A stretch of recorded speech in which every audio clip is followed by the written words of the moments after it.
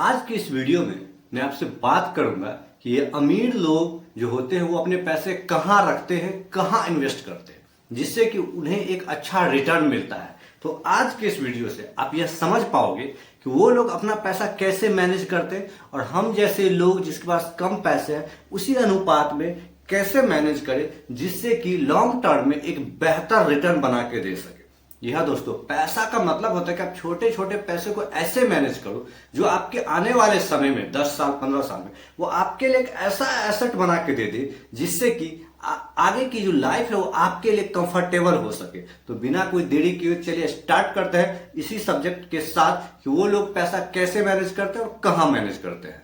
तो दोस्तों, पहला पॉइंट यह है कि अमीर लोग जो अपना पैसा मैनेज करते हैं उसका सबसे ज्यादा हिस्सा माय ओन बिजनेस, यानी वो अपने खुद के बिजनेस में पैसा लगाते हैं। हर अमीर लोगों के पास अपना कोई ना कोई बिजनेस होता है, मिनिमम एक बिजनेस तो होता ही है, लेकिन जैसे जैसे आप स्टडी करोगे पता चलेगा उसके कई सारे बिजनेस होते हैं। तो सबसे पहली जो पैसा का इंस्टॉलमेंट होता है उसके लिए वो होता है अपने बिजनेस को ग्रोथ में लगाना, यानी कि उसका जो बिजनेस में और क्या एस्पेक्ट हो सकता है, नई ब्रांचेज लगाना, नई फैक्ट्रियां खोलना, नई कुछ करना। और इसी प्रकार से जो आप देखते हो वो सब जो मिडिल में छोटे लोग भी होते हैं, अगर उसका बिजनेस चल रहा है और उसको अगर रिटर्न मिल रहा है तो अगर कोई शॉप की दुकान खोल रहा है तो वो क्या करता है और नए प्रोडक्ट को लाता है या फिर दूसरा कोई दुकान लेता है। तो मतलब अपने ही पहला प्राथमिकता यही होनी चाहिए कि अगर आप एज ए बिजनेसमैन हो तो आप अपना पैसा बिजनेस में लगाते रहो, जैसे कि अमीर लोग करते हैं। दूसरा पॉइंट कि अब अमीर लोग अपने पैसे को दूसरे की कंपनी में भी लगाते हैं। जी हाँ दोस्तों, दूसरे की कंपनी कहने का मतलब क्या है कि दूसरे के जो कंपनी का इक्विटी खरीद लेते हैं स्टॉक मार्केट के थ्रू, यानी कि किसी ऐसे कंपनी में जहां उसे दिख रहा है कि इसमें ग्रोथ है, लेकिन चलो मैं नहीं कर सकता हूं तो मेरे पास जो पैसा है मैं उस कंपनी के इक्विटी को खरीद लेता हूं और जैसे जैसे आगे आगे बढ़ता जाएगा तो मैं उस कंपनी का हिस्सेदार बनता जाऊंगा। जैसे कि एलन मस्क ने जो ट्विटर की जो कंपनी है उसकी धीरे धीरे एक्युमुलेट करना शुरू किया और जब उसके बाद ज्यादा हिस्सेदारी आ गया तो ट्विटर पे अपना अधिकार जमा लिया। तो इसी प्रकार से सब करते हैं कि स्टॉक मार्केट के धीरे धीरे, जैसे कि बड़े बड़े पोर्टफोलियो मैनेजर को देख लो, सर विजय केडिया हो गए, राधा कृष्ण दवानी हो गई, ये सब क्या करते हैं दूसरे के कंपनी में अपनी इक्विटी को खरीदते हैं। तो दूसरी पॉइंट क्या है कि जो बड़े लोग होते हैं, रिच लोग होते हैं, वो क्या करते हैं दूसरे के इक्विटी को ऑन करते हैं। तीसरा पॉइंट है कि वे लोग पोर्टफोलियो मैनेजमेंट की सर्विस लेते हैं। अब ये पोर्टफोलियो मैनेज पीएमएस ये क्या होता है? तो ये होता है कि आपके बिहाफ पे कोई एक ऐसा मैनेजर होता है या ग्रुप ऑफ पर्सन होता है एक कंपनी के अंदर जो आपके पैसे को मैनेज करता है through stock market, mutual fund या अलग अलग सेक्टर के हिसाब से। यानी कि अगर पीएमएस में अगर आपको पैसा लगाना है तो मिनिमम 50 लाख की क्राइटेरिया होते हैं कि आपके पास 50 लाख रुपया होना चाहिए। तो ये वही लोग करते हैं, रिच माइंडसेट के लोग, जो रिच लोग होते हैं वो क्या करते हैं किसी पीएमएस को हायर करते हैं और फिर उसे अपना पैसा देते हैं कि मेरे बिहाफ पे आप इस पैसे को अलग अलग एसेट वर्ग में लगाते रहो जिससे कि मुझे एक अच्छा रिटर्न मिलता रहे। चौथा पॉइंट कि अब वो अपना पैसा म्यूचुअल फंड में भी लगाते हैं। या दोस्तों, जितनी बड़ी उसके पास पैसा है उसके हिसाब से वो उतनी सोच रखते हैं। तो अपने पोर्शन का जो बचा हुआ कुछ पैसा अब है उसके पास बचता है जो बिजनेस के बाद इन सब के बाद, तो उसे फिर म्यूचुअल फंड में लगाते हैं, एसआईपी के थ्रू लगाते हैं या फिर लमसम के थ्रू लगाते हैं। पांचवा point ETF, exchange traded fund, वो लोग अपने पैसे का ईटीएफ भी खरीद के बाय करते हैं, रखते हैं, जैसे कि गोल्ड का ईटीएफ, निफ्टी 50 का ईटीएफ, कुछ ऐसे ईटीएफ जो लॉन्ग टर्म में एक अच्छा रिटर्न बना के देते रहे।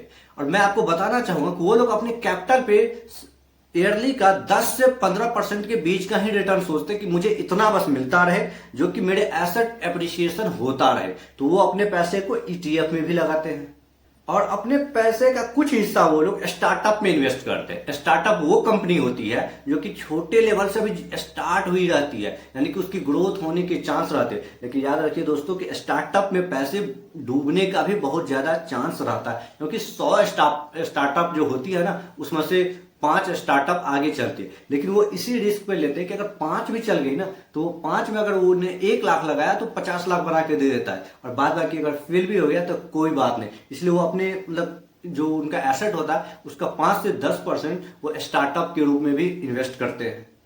और रिच लोग अपने पैसे का जो प्रॉपर्टी में भी इन्वेस्टमेंट करते हैं। जी हाँ, एग्रीकल्चर जो बड़े बड़े प्रॉपर्टी कहीं कहीं होते हैं, एक साथ वो एक्युमुलेट करते हैं, क्योंकि उसे आगे चल के अपनी कंपनी को अगर ग्रोथ करना हो या जो प्रॉपर्टी का जो एप्रिसिएशन होना हो तब जाके वो सेल करते हैं। अपने पैसे का एक बड़ा भाग वो जो है प्रॉपर्टी में इन्वेस्ट करते हैं, चाहे वो कॉमर्शियल प्रॉपर्टी हो या फिर एग्रीकल्चर प्रॉपर्टी हो, तो उसमें भी उनका एक ज्यादा चंक रहता है। नाइन्थ पॉइंट, वो गोल्ड में भी इन्वेस्ट करते हैं, लेकिन याद रखिए फिजिकल गोल्ड वो लोग काफी कम रखते हैं, क्योंकि उसमें मेकिंग चार्ज कुछ ये चार्ज, क्योंकि वो लोग का माइंडसेट रहता है ना, उससे पता है कि जीएसटी देना है, फिर मेकिंग चार्ज देना, तो वो इसे इन्वेस्टमेंट के रूप में सोचते हैं।